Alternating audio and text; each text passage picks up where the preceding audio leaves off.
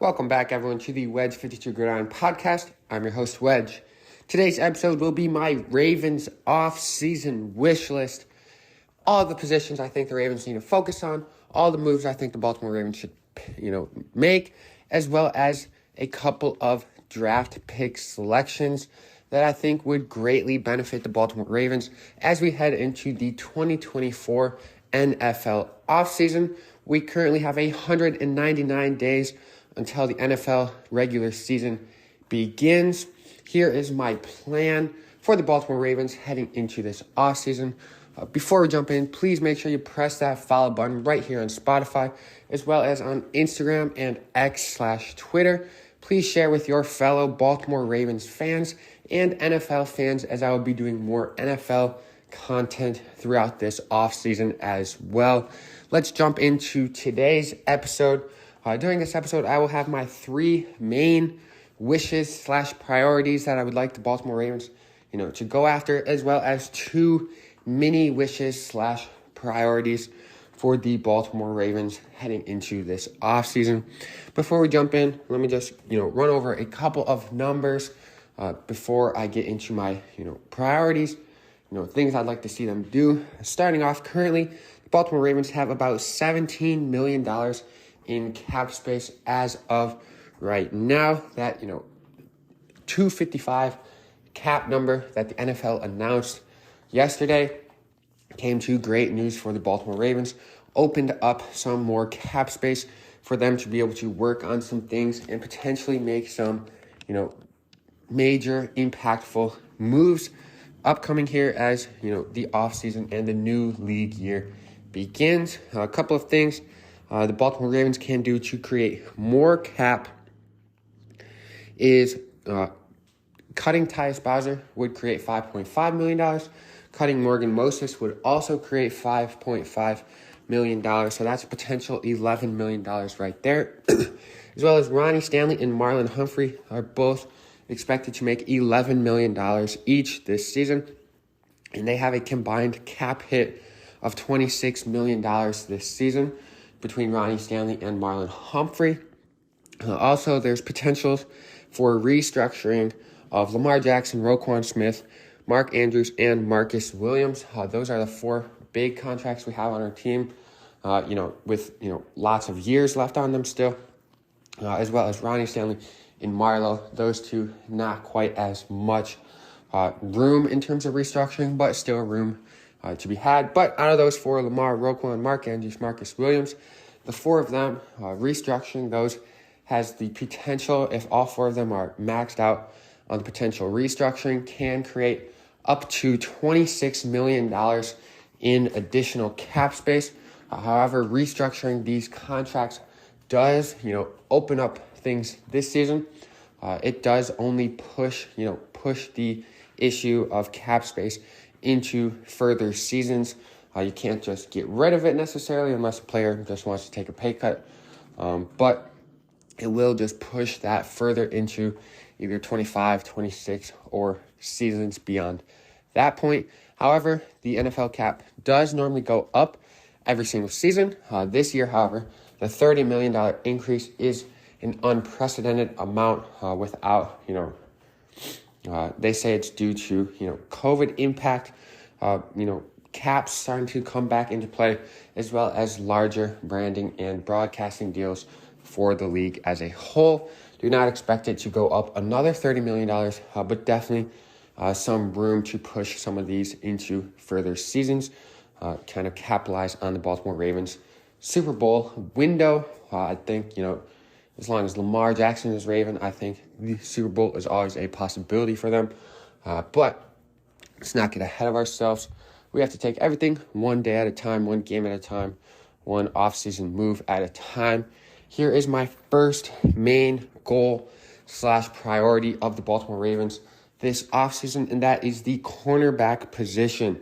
Currently on the roster for cornerbacks for the Baltimore Ravens is Jalen Armour-Davis, who did not play very much this past season, been on the roster for a couple of years, has had, decent performances, hasn't really been horrible, does play special teams a bit for us, but has not played much at that cornerback position, as well as Marlon Humphrey, who, had a good season, did miss time, only played in 10 games, played pretty well in coverage throughout the season, except for the one touchdown he gave up to George Pickens, I believe. But on the season, 26 tackles, 1 interception. His stats don't quite show it, but he did have, very, solid, passer rating against him throughout the season. Lower yards allowed, for what you'd expect him to have. Good season for Marlo out of 10 games. Need him to be healthy. He is starting to age a little bit at that cornerback position, as well as on the roster, Brandon Stevens. He's officially listed as a defensive back, meaning not strictly a corner, not strictly a safety. We've obviously seen that. He played very well this past season, filling in for, injured guys like Marcus Williams, Kyle Hamilton. He played very well when he was in. He did have 71 tackles and 2 interceptions last season. He has 1 year remaining on his contract, so he will be a Raven this year, unless he's traded, obviously, or cut, which I do not foresee happening for Brandon Stevens. He's played very well, so I would kind of expect him to probably be more in that cornerback position, cornerback role this upcoming season, just with the currently lack of depth at the corner position, as well as having 2 strong safeties in Kyle Hamilton and Marcus Williams. And then Brandon Stevens can play up there at that safety position if and when needed. We also have Christian Matthew, Trace Willing, and Demarion Williams. All 3 of them are cornerbacks listed on our roster. They are currently on our team. All 3 of them have barely played for the Baltimore Ravens. I believe 2 out of the 3 of them only played in preseason action last season. So, not really guys you can rely on. None of those 3 guys are going to be thrown in there as a starting corner next season for the Baltimore Ravens. And if they are, the Baltimore Ravens may be in some serious trouble defensively there. Current free agents that, were Ravens last season include Arthur Millette, Rocky Sin, Ronald Darby, Darryl Worley, and Trayvon Mullen. A couple of these guys, specifically Rocky Sin, Ronald Darby, as well as Arthur Millette, did play well in the time that they had, on that 53-man in times of need. They each made big plays, at least a couple of big plays throughout the season. I would expect that we re-sign, I would hope we're going to re-sign at least 2 out of the 5 of those guys, kind of for some depth. My top 3 preferences in order here out of these 5 guys who played for us last season, it's got to be Arthur Millette first, Rocky Sin number 3, as well as Ronald Darby in that 3rd position. Darby did play well, probably better, at least more consistent than Rocky Sin, but Rocky Sin is a little bit younger, can potentially have him for longer, in that, depth chart role with him versus Darby, who is, starting to age a little bit. I believe is currently 29 years old versus Rocky Sin, who I believe is 27 years old. Not a huge factor, but, just for a little extra bonus, if they're going to be the same price, I think I lean towards Rocky Sin in that front there. And then looking at the free agency market as a whole for the cornerback position, obviously the top 3 guys in the cornerback market this year is going to be Jalen Johnson from the Chicago Bears, just 24 years old. Had a couple of spectacular seasons now. L'Jarius Sneed from the Chiefs, Super Bowl champ. He had a great season, as well as Commanders corner and former Super Bowl champ, I believe, Kendall Fuller. Those 3 guys, top tier free agent cornerbacks, as well as, high price tags with those top 3 guys. I don't believe the Baltimore Ravens should go after a top tier cornerback. I just believe, as you'll hear through my episode here, I think there's some other ways we can, strengthen our overall team greater by, utilizing some money elsewhere.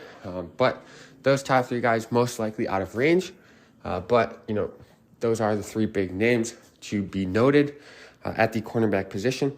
A couple of guys that potentially will be in the Baltimore Ravens price range and who I think, fit the Baltimore Ravens, need at that position. in the estimated budget that I'd like for them to spend at a cornerback position include Kenny Moore II, who played on the Colts last season. He had 93 tackles, 3 interceptions, and 2 touchdowns in 16 games last year, as well as 8 tackles for a loss for the Indianapolis Colts.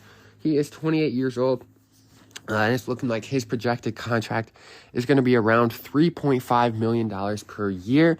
Another guy that I like, Sean Murphy-Bunting.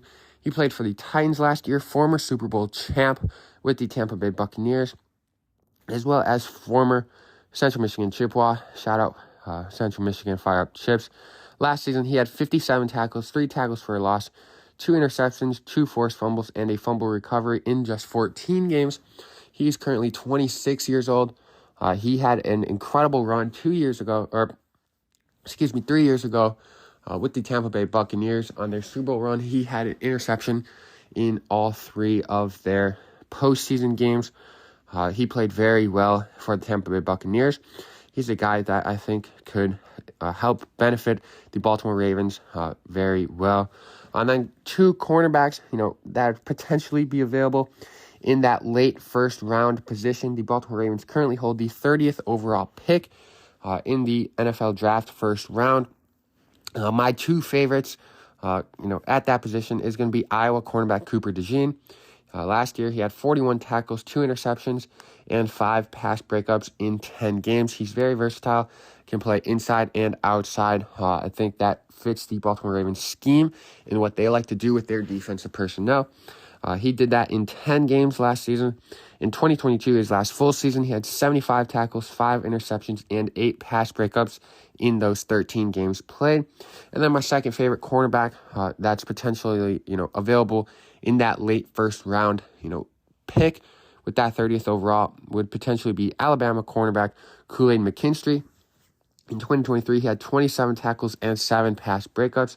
And then in 2022, he had 35 tackles, an interception, a sack, and 15 pass breakups.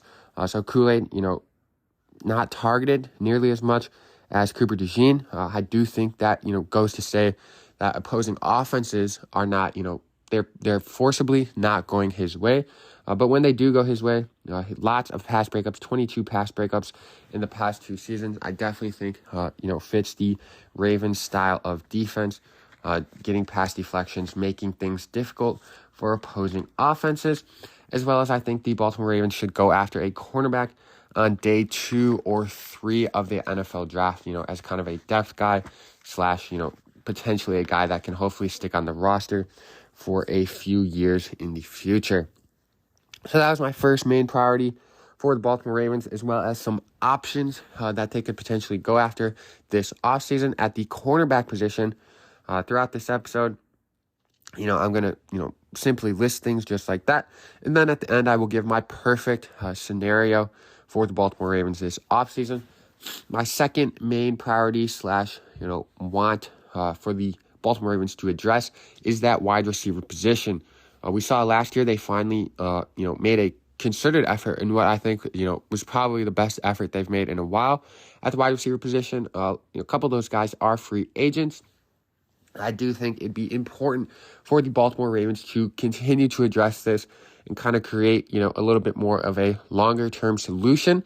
As we saw the impact, the uptick in production from the Baltimore passing attack offense, that comes in part to new offensive coordinator Todd Monken. I think he will continue to develop the new passing attack behind quarterback Lamar Jackson, who has proven that he can be a adamant passer, especially with good, excellent variety of options.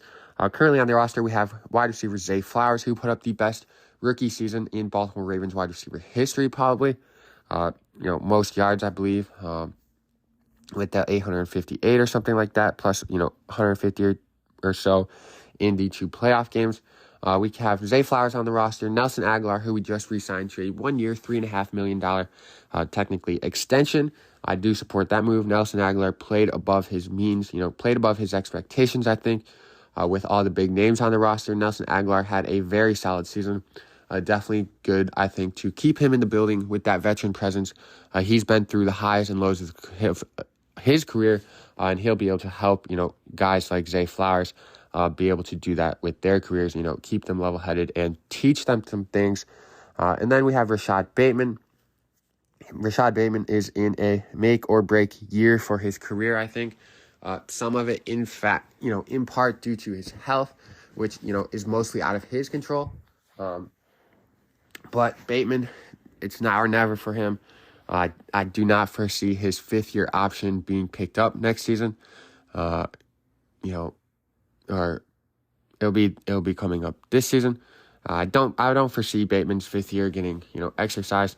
We do have Tylan Wallace on the roster, and we have Sean Ryan, who did not play for the Baltimore Ravens this season, but is on our roster. Some free agent Ravens, guys that were on the Baltimore Ravens last year: Odell Beckham Jr., Devin Duvernay, and Laquan Treadwell. Laquan Treadwell, I don't foresee the Ravens having any interest in him. Devin Duvernay, I don't think the Baltimore Ravens will re-sign after, he hasn't provided much value to us. He was not a big part of Todd Monken's offense at all this season, really, as well as in that punt returner role. We all saw what Tylan Wallace is capable of doing against the Rams. I think Wallace would probably step in that returner role, lessening the need for Devin Duvernay. So the only one out of these three I'd probably be interested in re-signing is Odell Beckham Jr. He had a larger impact, I think, in the locker room and, coaching these other guys, these young receivers, than he potentially did on the stat sheet. But he did also draw a lot of offensive, flags for the offense on defenders. A very savvy receiver, showed up, in critical moments. Didn't have a lot of yards in the postseason. That wasn't what, you weren't signing Odell Beckham to have 1,200 yards and 10 touchdowns, last offseason when you signed the guy. So he is probably projected to have $8 to $10 million per year contract this offseason. I would like him back if we can get him, somewhere in the 2-year, $13 to $16 million extension range, on that lower side, $8 million a year, maybe a little lower than that. But I do think other teams will be able to offer him more money. So it really comes down to, how much the Ravens valued his, off the field leadership and veteran savviness versus, how much money he's going to be asking for there. And then a couple of other free agent wide receivers kind of in that price range. I think the Ravens would best be, fitted to upgrade the wide receivers by getting a big body receiver, taller, bigger framed receiver. They have Zay Flowers. He's short, shifty, very athletic. We know what he's capable of. Nelson Aguilar is kind of in between. I would probably say a little bit on the smaller side there in terms of receiver sizing like that. And then, Bateman, Tylan Wallace, we're kind of missing that big guy, that 6-foot-plus guy. A couple of options, free agent wide receivers in the price range that are close to fitting that mold. Darnell Mooney kind of had a down year. Bears offense is horrendous. Not really a passing-first offense. And Mooney was probably the number 3 option behind DJ Moore and Cole Kmet. But last year he did have 31 catches for 414 yards and a touchdown. He's 5'11", 173. So not quite that, super big guy. But then also Curtis Samuel, also 5'11", but 194 pounds. So slightly bigger frame there. 62 catches, 613 yards, and 4 touchdowns last year for the Washington Commanders. And then Marquise Brown, 51 catches, 574 yards, and 4 touchdowns. He is 5'9", 180. He is a free agent that I am, slightly intrigued by. That's why he's on the list. But however, I don't think he's our best option at the wide receiver position. He's, play type, his sizing is kind of similar to Zay Flowers. Zay Flowers, I think, so far is clearly the better one. I think Marquise Brown does get a lot more hate from Ravens fan base than he deserves. Had one game with, 2 or 3 drops. Other than that, was actually a very solid wide receiver for the Baltimore Ravens. Best receiver we had, since, or, before Zay Flowers, since, Steve Smith a while ago. So, don't think he's the best fit, but, still a potential option that I wouldn't be too upset with if that's the route that the Baltimore Ravens wanted to take at the wide receiver position. Darnell Mooney's probably projected to make $7 to $10 million a year. Curtis Samuel, probably $7 to $12 million a year. And then Marquise Brown, a little bit more at $10 to $12 million projected per year heading into this offseason, So a little, out of those three, probably, to be honest, leaning towards Mooney. I think we could get him for the cheapest in terms of that category. But between Mooney and Samuel, which one I'd want, each day I'd probably flip a coin for which one of those two players I would prefer. A different candidate that I think is very, very intriguing for the Baltimore Ravens and potentially should be a high priority for the Baltimore Ravens. Not currently a free agent, but Los Angeles Chargers wide receiver Mike Williams. He's 6'4", 220. Los Angeles Chargers can save $20 million in cap space by cutting him. The Chargers desperately need a left tackle to protect Harbaugh. They're going to be, in that new offensive scheme behind Greg Roman and new coach Jim Harbaugh. Potentially the Chargers cut him to save that $20 million in cap, or potentially the Chargers, restructure / create an extension for Mike Williams and trade him to the Baltimore Ravens for Stanley. I think Mike Williams, I think he needs to be a Raven. 6'4", 220. In 2023, he only played 3 games before getting injured. He had 19 catches for 249 yards and a touchdown. In 2022, he played 13 games, 63 catches, 895 yards, and 4 touchdowns. Very solid, numbers for Mike Williams. He's good point of attack, good size, frame, speed. When he is healthy, I think he could fit very well into that Baltimore offense with the potential lineup of Mike Williams, Zay Flowers, Nelson Aguilar, Rashad Bateman, this year at least, and then Mark Andrews and Isaiah Likely. I think that could be a very dangerous receiving core. Los Angeles Chargers currently hold the 5th overall pick. Positions that they need or potentially are going to draft based on, mock drafts I've been seeing and, looking at their roster. They need an offensive tackle, especially if they cut Mike Williams. They potentially need a wide receiver. And at that 5th position, if Marvin Harrison Jr. is there, they might take him.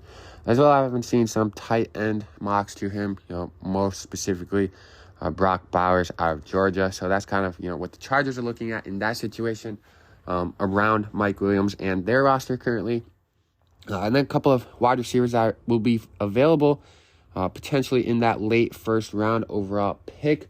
With that 30th overall pick for the Baltimore Ravens, top 3 guys that I think, potentially are going to be there in that late first round. Brian Thomas Jr. out of LSU. Last year had 68 catches for 1,177 yards and 17 touchdowns. Incredible numbers by the LSU wide receiver. Also, Nabbers put up incredible numbers. He's projected to go higher than Thomas Jr. So to have 2 guys putting up those kind of numbers does go to show, kind of their talent there. And then next up, Keon Coleman out of Florida State had 50 catches for 658 yards and 11 touchdowns at Florida State. I believe that was his first year there after transferring. And then another guy, Adonai Mitchell from Texas, 55 catches for 845 yards and 11 touchdowns for him last season. Those 3 guys will all potentially be there in that late first round window, as well as all 3 of those guys are 6 feet 4 inches taller. So again, fitting that, mold of that bigger, large, taller, bigger frame type of wide receivers. Mitchell, not quite as big in terms of the frame, but definitely has the size and strength, at that 6'4", listing there for him. So that's my second main priority / position of, addressing that the Baltimore Ravens should do in this offseason. My third main priority is going to be the offensive line. I think our offensive line, is going to look bad on paper, but I'm hopeful, and I think that the pieces are there to kind of, get a solid functioning offensive line. We'll see, obviously, how it develops throughout this offseason, and then how they look, in preseason and at the beginning of next season. I think cutting Morgan Moses, I think that's a solid play for the Baltimore Ravens. Creates $5.5 million in cap space. His age is getting up there, as well as his health is starting to catch up to him and have an impact on his availability and play level. Same with Ronnie Stanley's. potentially he'll be included in a Mike Williams trade. That's kind of what I'm hoping for. His health has also been catching up to him. He's been struggling with the knee injuries the past few years. He's getting paid a lot of money, and he's not available half the time. And when he is available, his play is starting to become a little bit of a liability in terms of trusting him to, not allow pressure off that backside or not create penalties for the offense. He did have a good couple of games in the playoffs last year to end it, but overall, I think Ronnie Stanley's becoming a liability at that left tackle position, and I do find myself, noticing more things that he does wrong than things that he does right in most games. Obviously, at the center position, Tyler Linderbaum is set. He's going to be there. He's been consistent, shows us what he can do. Very good center, probably, approaching top 5 in the league in centers if he's not already there. And then both of our guards from last year, Kevin Zeitler and John Simpson, both free agents. Don't really expect, at least right now, it's not looking like either one of those guys will get re-signed. Zeitler, although, getting up there in age as well, has played very well. Last season, played very well. The, previous couple of seasons in New York Giants, I believe. But as of right now, not looking like either one of those guys will be re-signed. So potentially at that guard positions, we do have 6th-round pick out of Oregon last season. Saleh, he's was fighting for that starting left guard position last year in preseason. Ultimately lost to John Simpson, who we picked up in free agency last year from the Raiders. But Saleh was fighting for that left guard position. I could see him starting there this season, as well as Saleh did have 29 starts at right tackle in college at Oregon. So, he could play outside, he could play inside. I think Saleh, is most likely going to have a starting role this upcoming season. If not, in a consistent rotation kind of thing. As well as Voorhees, who we picked up in the 7th round of last year's draft. Started 48 games at guard in college for USC. He was a first-team All-American and was projected a 1st or 2nd round pick before he tore his ACL in the combine of last year's draft. So I think, at the guard position, kind of looking like Saleh and Voorhees starting at guards right now, around Tyler Linderbaum at center. And then that leaves us to the tackle position. Not many free agent options at that offensive tackle position. At least, that create a different scenario than the age and health as Moses and or Stanley, create for us. So I don't think it's, worth spending that kind of money necessarily on a, tackle that's just going to be, the same age and health situation is what we have. However, there is a plethora of offensive tackles available in the draft, 6 or 7 offensive tackles in that projected, in most people's top 50 big boards for this year's draft. I think it's necessary for the Baltimore Ravens to draft one at either 30 or their 62nd overall pick. We also have Falele and Makari, who have played, shown flashes of being okay, being good at that offensive line position when they've been rotating in for injuries, and kind of just that little substitution, drive on, drive off, scenario that the Baltimore Ravens were utilizing on that offensive tackles positionings last season. So, they're still on the roster. They're still solid there. Potentially one of those guys start, as well as a, rookie offensive tackle. Potentially, the Baltimore Ravens are going to have a very young starting offensive line, but with very high potential. A lot of guys who have, Linderbaum's obviously solid. We know what he's capable of, potential top 5 center. But then, Saleh, Voorhees, rookie offensive tackle in the 1st or 2nd round. Young, but, solid college careers. Shows a lot of potential to strong, offensive line play. Definitely going to be dicey. I think it's going to look a lot scarier on paper than it, hopefully what it executes out to be in the 2024 NFL season. So that's my third, main goal / priority for the Baltimore Ravens to address this offseason. Now leads me into my, mini goal / mini priority for the Baltimore Ravens.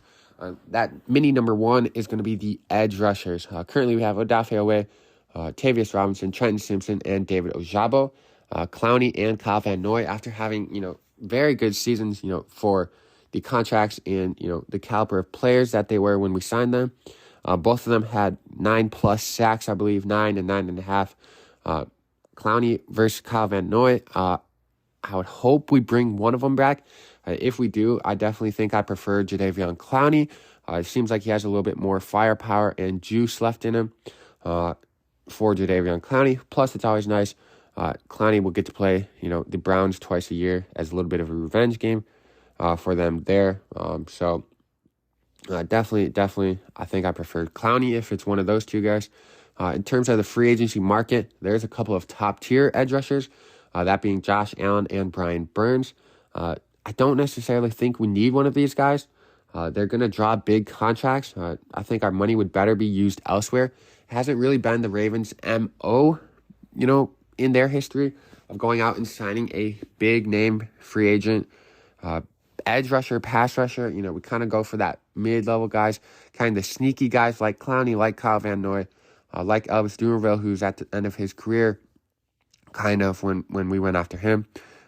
Jason Pierre-Paul, finding guys that have greater value than, their salary. It's kind of been the Ravens' MO to not spend big bucks, not spend $15 million plus on a pass rusher, which I think Josh Allen and Brian Burns are both deserving of and will achieve in this offseason.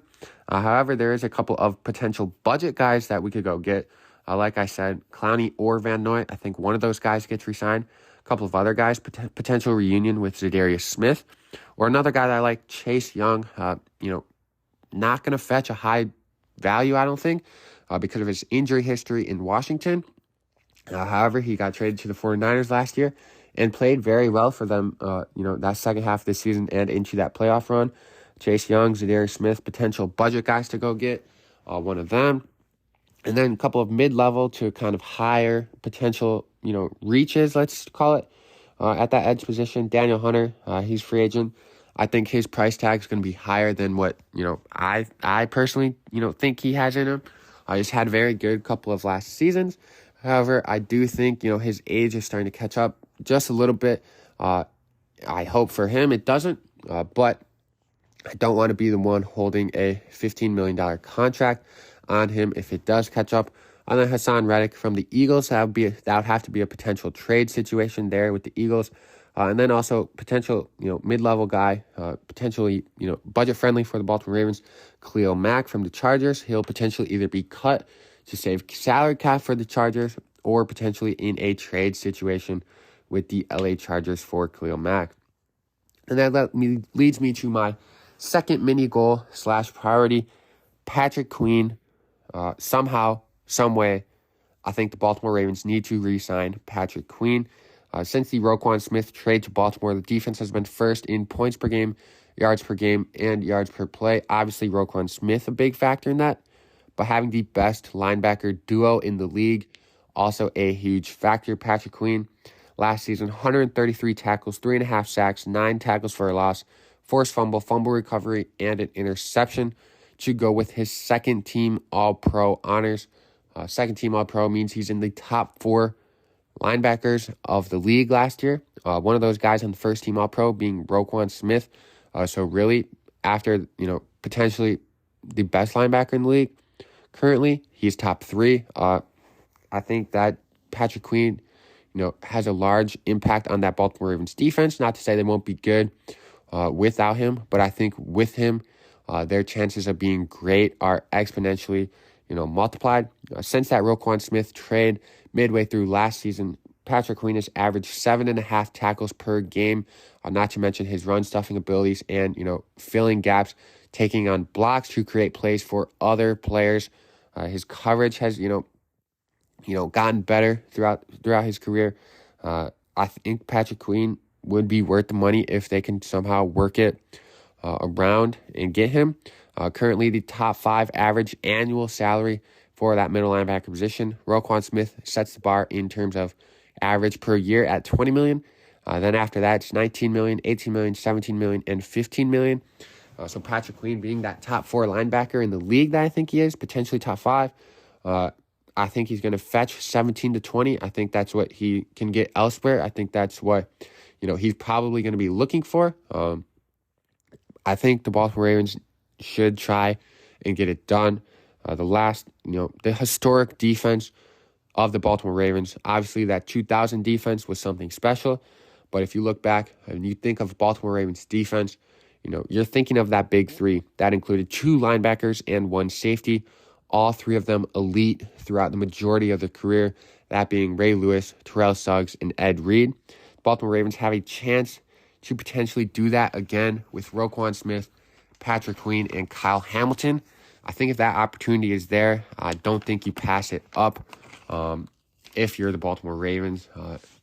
So that's kind of my mini priority number 2.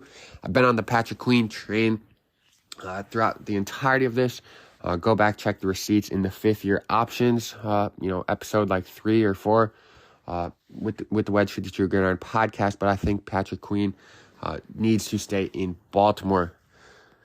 So that's kind of the rundown on, positional needs that I think, we should each go after. Now it's kind of leading to my perfect scenario from my wish list here as we head into the 2024 NFL offseason.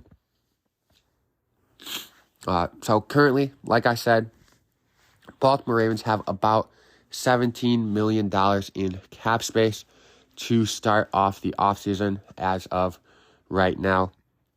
First thing we do, I think, is cut Tyus Bowser. Creates $5.5 million. He hasn't played. He didn't play at all last season. Barely played the year before. Save the $5.5 million. I think we cut Morgan Moses to create another $5.5 million. So that puts us at $28 million in cap in this position right now. I think we restructure / some sort of extension for Marlon Humphrey that could create, $2 million in cap space for this season, putting us at $30 million cap for the season. And then I think we restructure parts of Lamar, Roquan, Mark Andrews, and Marcus Williams. Maximum potential is $26 million out of restructures from those 4 contracts.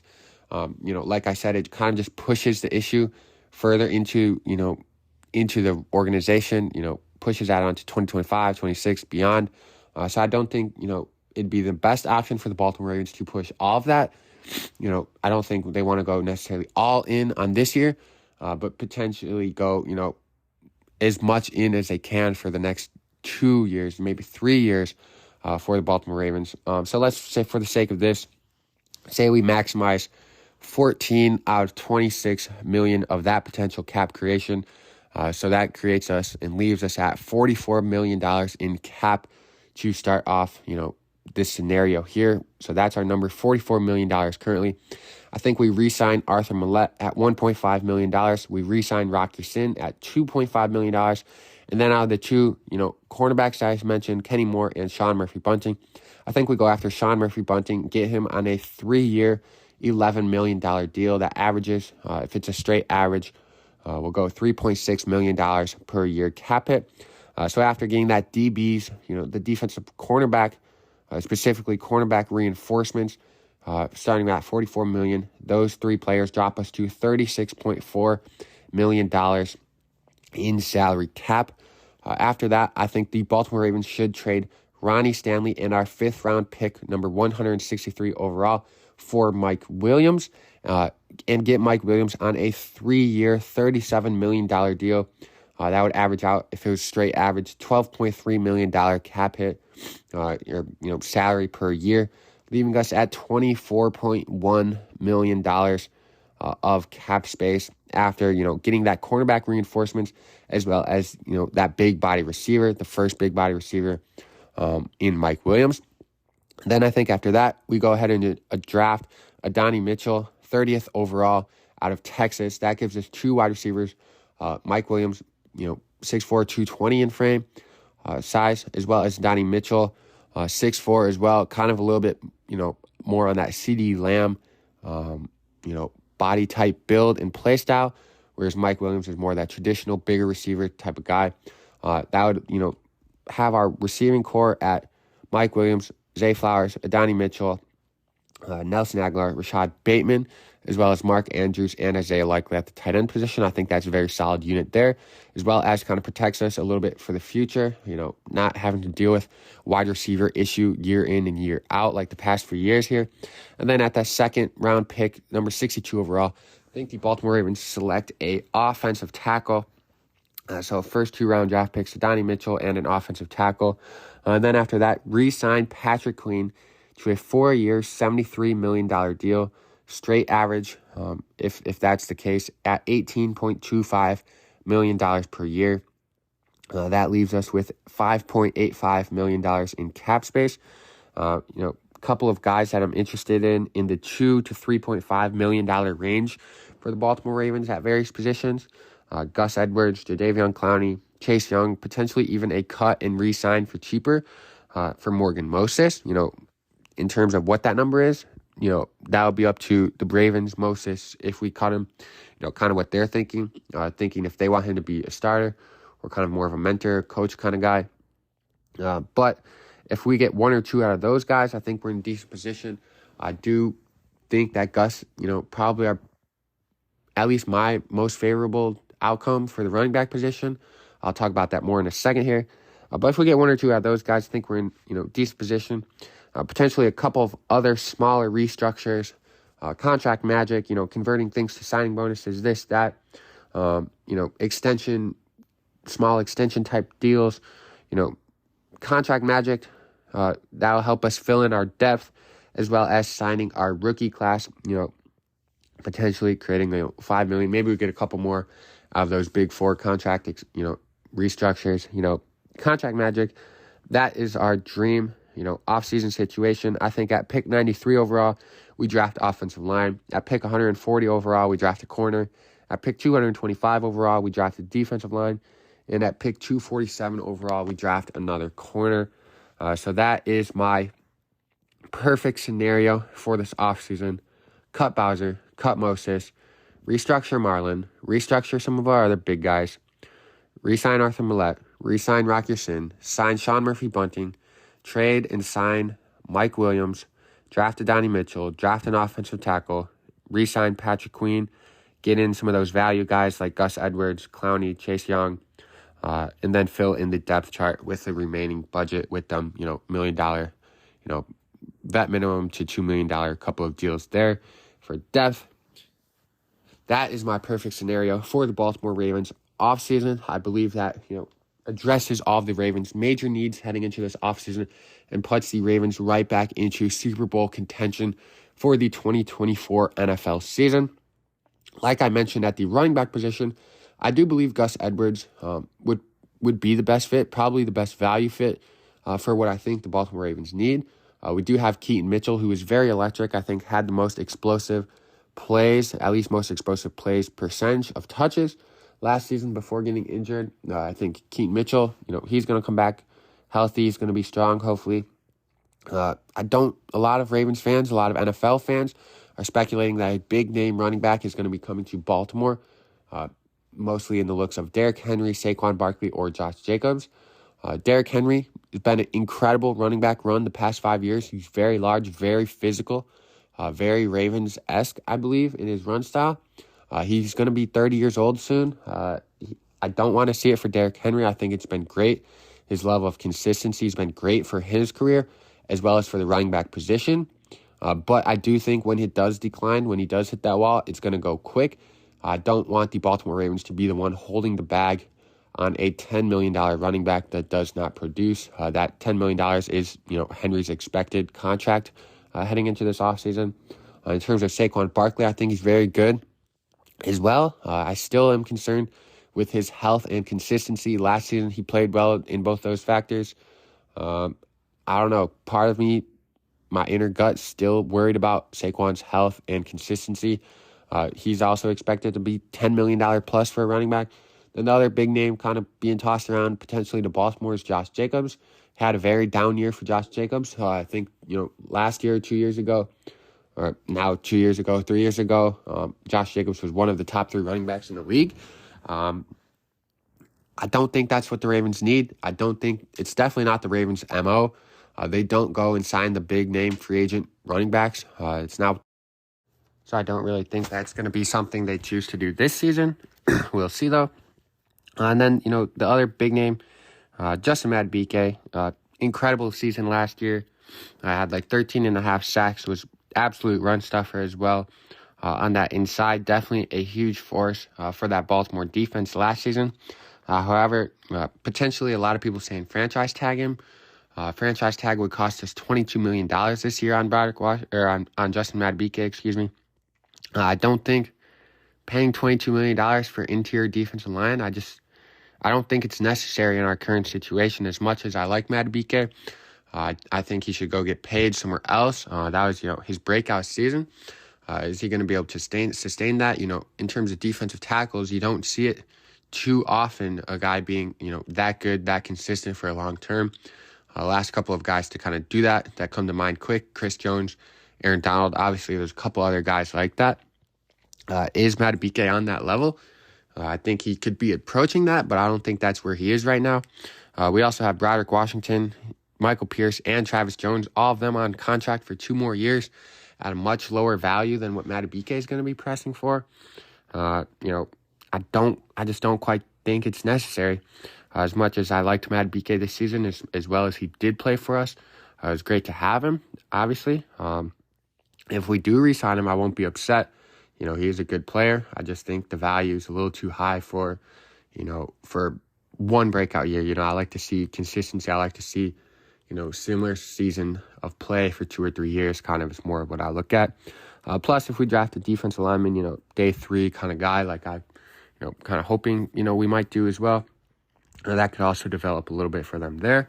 And then the last big name kind of free agent guy that the Ravens have that I just think will get potentially priced out for what, he can bring to us and the amount of playing time he might have for us is Geno Stone. Had an incredible year, 7 interceptions on the season.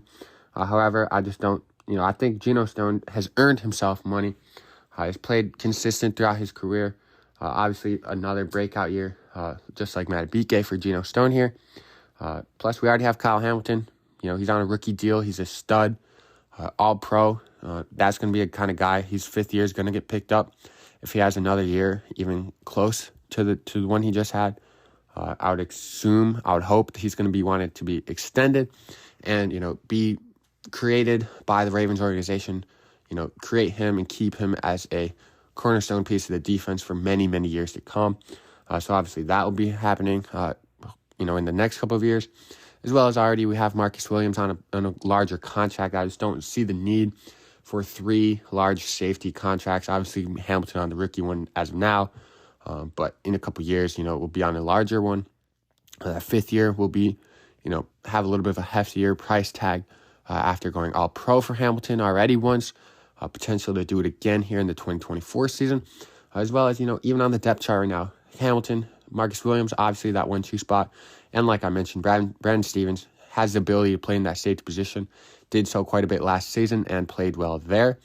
So even on the depth chart side of things, I just don't think Stone is as quite of a necessity for his free agent price tag. I think he earned himself some good money here in the 2023 season. Therefore, I think the Ravens move on from him as well, or at least in their best interest to. So that's all I have for this episode. Thank you all for listening if you made it this far. Thank you for listening to my main priorities, my perfect scenario for the Baltimore Ravens 2024 offseason. The draft is coming up April 25th through April 27th. Free agency window, I believe, opens March 13th at 4 p.m. Thank you all for listening. Make sure you tell your fellow Ravens fans and NFL fans, as well as you yourself listening here right now. Press that follow button right here on Spotify, as well as on Instagram and X/Twitter. And most importantly, go Ravens.